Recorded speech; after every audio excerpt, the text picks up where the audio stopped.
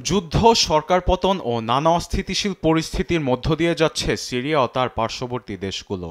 শান্তি শৃঙ্খলা ফিরিয়ে আনার তাগিদে সোমবার ব্রাসেলসে ইউরোপিয়ান ইউনিয়ন আয়োজিত সম্মেলনে যোগ দেন বিশ্ব নেতারা।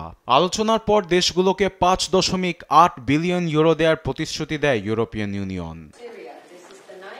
এখানে 5.8 বিলিয়নের মধ্যে সিরিয়ার জন্য 2.5 বিলিয়ন বরাদ্দ হয়েছে বলে জানান ইউরোপিয়ান কমিশনের প্রধান Ursula von der Leyen. Assad সরকারের পতনের পর দেশটি পুনর্গঠন এবং অন্তর্বর্তী সরকারকে সহায়তার হাত বাড়ানোর জন্যই এমন পদক্ষেপ নেওয়া হয়েছে।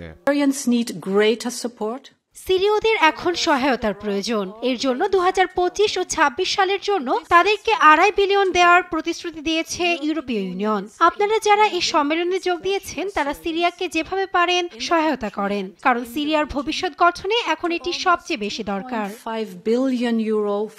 এদিকে লাতাকিয়ার ভয়াবহ ঘটনার পর নতুন করে উত্তেজনা সৃষ্টি হয়েছে উত্তর পূর্বাঞ্চলের সিরিয়া লেবানন সীমান্তে। বেশ কয়েকদিনের সংঘর্ষে নিহত হয়েছেন একাধিক সিরিয়ান সেনা, আহত অর্ধশতের বেশি। কোয়াজা সীমান্তে ট্যাঙ্কসহ ভারী সামরিক যান মোতায়েন করেছে আল সারা প্রশাসন।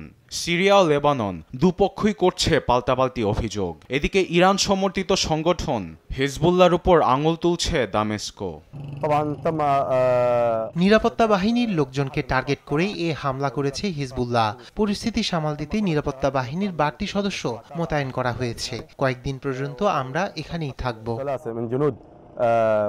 অন্যদিকে লেবাননের প্রতিরক্ষা মন্ত্রণালয় থেকে বলা হয়েছে চোরা কারবারের সঙ্গে জড়িত থাকায় সীমান্ত রক্ষার্থে তাদের দমন করেছে লেবানিজ নিরাপত্তা বাহিনী।